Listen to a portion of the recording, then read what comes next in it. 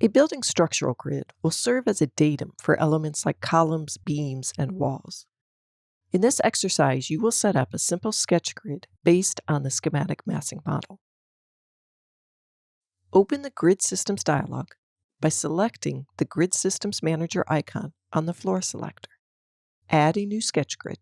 From the Add pull-down, select Sketch 2-axis. Rename the new sketch grid to Station Grid.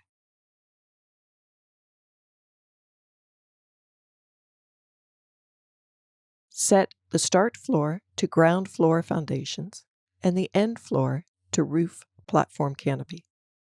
Under the Grid Lines setting, select Add Modify. A temporary top view will open with the current geometry grayed out and an additional toolbar. You will now draw some grid lines. On the Add Modify Gridlines toolbar, set the axis to Axis 1 and the label to an end label. Select the Place Line tool on the Add Modify Gridlines toolbar.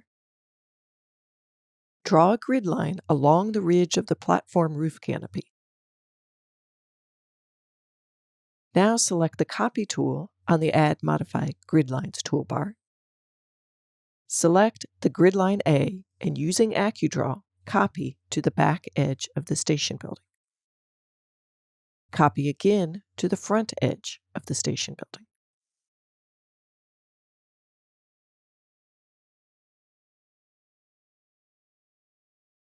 Set the axis to Axis 2 and the label to End Label. Select the Place Line tool and draw a grid line from the start of grid line C to the outer edge of the platform canopy.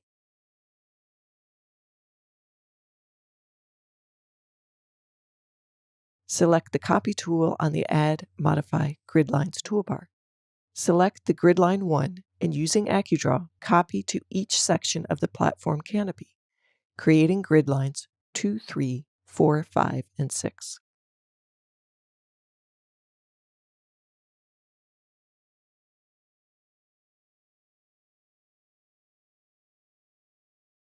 Now let's add 3 more grid lines so that we can extend the platform canopy beyond the station building. Select grid line 6 and copy it 3 more times at the following spacings: 30 feet, 18 feet, and again 18 feet, or 9 meters, 6 meters, and again 6 meters, creating grid lines 7, 8, and 9. Finally, you will modify the length of some of the grid lines. Using the Selection tool, select Grid Line A. Handles will show at the start and end point of the grid line. Extend Grid Line A to Grid Line 9. Again, using the Selection tool, select Grid Line 1. Select the handle at Grid Line 1 and modify so that it is trimmed to Grid Line B.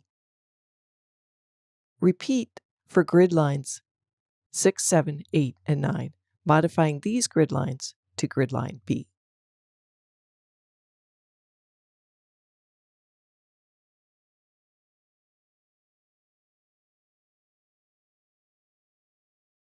Select Finish. Select OK. The grid is now displayed in each of the views. Zoom in and out of the top view and note that the grid bubbles always remain displayed at the edge of the views. Select the last 3 roof panels and copy to extend the platform canopy. Note that you can snap to the grid lines and the grid line intersections.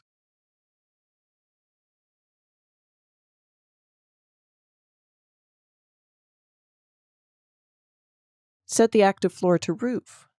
Note in the ISO in front view that the grid moves to the roof plane. In other words, the grid follows the active floor plane. Set the active floor back to ground floor. Now that we've established our floors and our structural grid, let's go ahead and get our building placed on a site. In the next session, we'll look at referencing in a site model.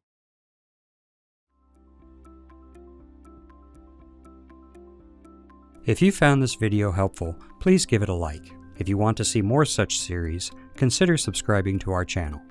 Thank you, and see you next time.